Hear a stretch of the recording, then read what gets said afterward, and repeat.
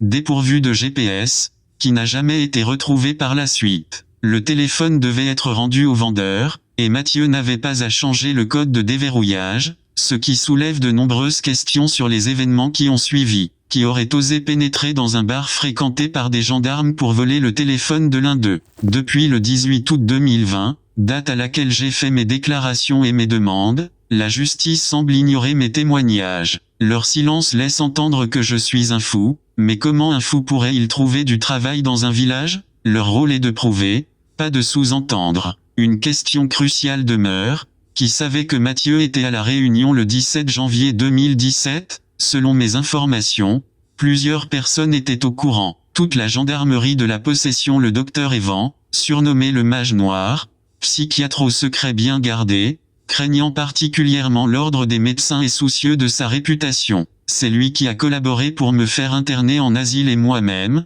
qui avais oublié cette information essentielle. Il sera extrêmement difficile pour eux de nier que les gendarmes de la possession entretiennent des relations avec des personnalités de la télé locale, ou que certains policiers soient en lien avec les personnes que je mets en cause. Concernant les accusations de corruption visant à me nuire, cela apparaît évident. Alors, pourquoi un tel silence face à mes déclarations? En seulement 2 jours, les autorités pourraient vérifier l'historique des déplacements de Mathieu et confirmer s'il était ou non présent à l'île de La Réunion le 17 janvier 2017. Monsieur Olivier Grange, ancien du PGHM, l'a affirmé clairement, si le corps de Mathieu se trouvait dans le cirque de Mafat, il aurait été retrouvé. Jamais un tel lieu n'a été fouillé aussi minutieusement pour retrouver quelqu'un. Ce silence et cette absence d'enquête approfondie soulèvent de lourds soupçons quant à la volonté réelle des autorités d'élucider cette affaire. Mais entre vous et moi, près de 5 ans se sont écoulés depuis mes déclarations.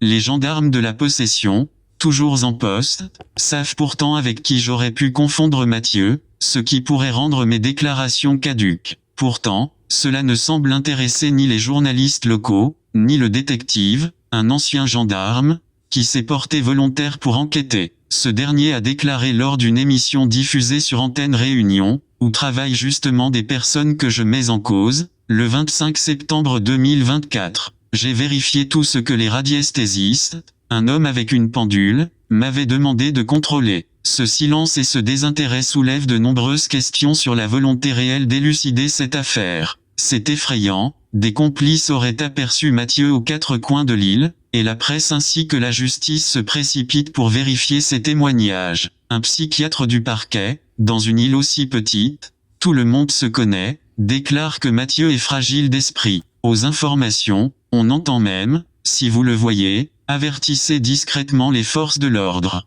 Lorsque Mathieu a passé ses examens pour devenir gendarme, avant que l'État français ne lui confie des responsabilités importantes ainsi que le port d'une arme à feu, son admission a forcément été validée par un psychiatre. Personne n'a alors détecté la moindre fragilité d'esprit. Il a fallu qu'il disparaisse à plus de 10 000 km de la France métropolitaine, pour que le psychiatre du parquet local déclare soudainement qu'il est fragile d'esprit. Mon impression, c'est qu'il était justement trop fort d'esprit pour certains. Voici un nouvel exemple où quelqu'un est déclaré fou pour servir des intérêts particuliers. La justice a même fait appel à un radiesthésiste muni d'une pendule pour tenter de retrouver Mathieu. Imaginez les gros titres, une gendarmerie entière impliquée dans la disparition d'un collègue, la honte qui en découlerait et les manifestations qui s'ensuivraient seraient inévitables. Car si les forces de l'ordre aiment traîner les autres dans la boue médiatique, les qualifiant de malades mentaux, de terroristes ou de personnes violentes, elles tiennent en revanche à leur propre réputation. Or, la justice devrait revoir tous les jugements prononcés contre moi à la lumière de ces nouvelles révélations.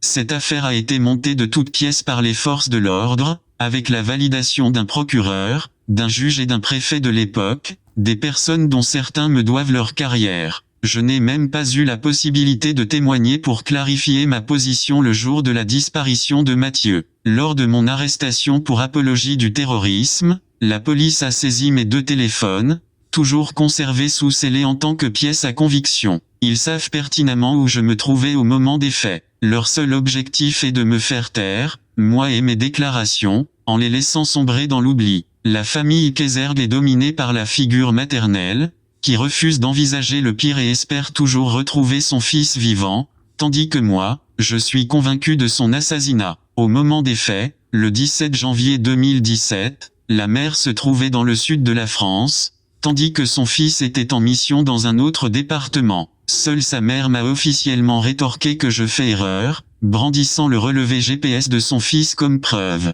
Le GPS d'un téléphone n'est pas une preuve fiable pour déterminer la position réelle d'une personne. Par exemple, si un téléphone est volontairement laissé à Paris pendant que son propriétaire se rend à Marseille, puis revient à Paris, il devient impossible de justifier la localisation exacte de l'individu en se basant uniquement sur les données GPS du téléphone. C'est précisément sur cette contradiction, portée par la mère, que la justice s'appuie pour étouffer l'affaire et faire taire mes déclarations. Mais n'est-ce pas paradoxal? La mère de la victime, une simple coiffeuse submergée par la douleur émotionnelle, serait-elle soudainement devenue l'experte capable de valider ou d'invalider les preuves? Ne devrait-ce pas plutôt être le rôle des représentants de l'ordre et des experts judiciaires de déterminer la validité des preuves et de mener une enquête impartiale? Sur la page Facebook Retrouvons Matt, Madame Kézergue m'avait répondu en exhibant le relevé GPS du téléphone de Mathieu. Mes déclarations datent du 18 août 2020, à une période où tout le monde la cherchait, suite à des déclarations faites sur Facebook au son sujet de Mathieu. La mère m'a répondu indirectement 5 jours plus tard, en présentant une preuve qui, selon moi, était irrecevable. En 2020, dans les photos de montage ci-dessous, j'explique à Madame Kézergue pourquoi le traçage GPS qu'elle me présente est insuffisant pour déterminer la position exacte de son fils le 17 janvier 2017. Il est d'autant plus ironique que, pendant cette période, j'étais moi-même sous contrôle judiciaire à La Réunion, soumis à des restrictions strictes de déplacement, et ce jusqu'au 14 août 2024. Ne soyez pas surpris qu'une mère traque son fils de 25 ans sur Internet. Cela illustre parfaitement ma théorie, elle n'est pas une mauvaise mère, mais son comportement envahissant est révélateur. Comme l'a souligné la presse, Mathieu cherchait à prendre ses distances avec l'emprise familiale, un désir de liberté typique de la jeunesse, ce qui confirme selon moi sa présence discrète le 17 janvier 2017, lors de l'abus de pouvoir dont j'ai été victime. Imaginez-vous à la place de cette mère dont le fils, Mathieu, a disparu il y a 3 ans, laissant derrière lui une famille brisée et des questions sans réponse. Un homme, souvent considéré comme fou, fait soudainement des déclarations cohérentes et logiques, qui tiennent la route bien mieux que toutes les autres pistes suivies jusqu'à présent. Son récit pourrait potentiellement apporter les réponses tant attendues. Cependant, ces déclarations nécessitent des vérifications rigoureuses pour être confirmées. En tant que mère, ne seriez-vous pas prête à saisir la moindre piste,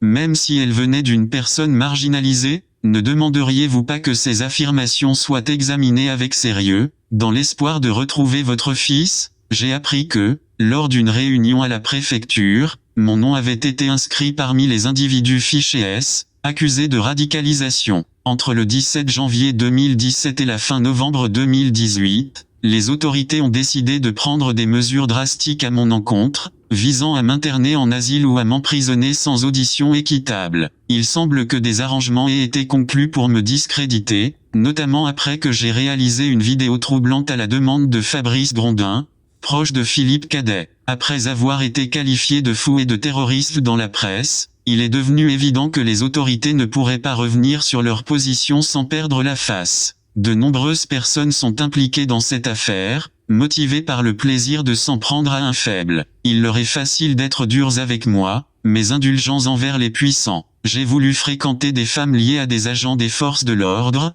qui ont ensuite utilisé leur influence pour me nuire, par peur de m'affronter directement. Cela a ajouté une dimension complexe à mon combat dans l'affaire Kézergue. Mathieu, qui menaçait de révéler cet abus de pouvoir, a été assassiné. Par précaution, j'ai publié une vidéo sur Facebook Kazeribak, où je me déclare non suicidaire.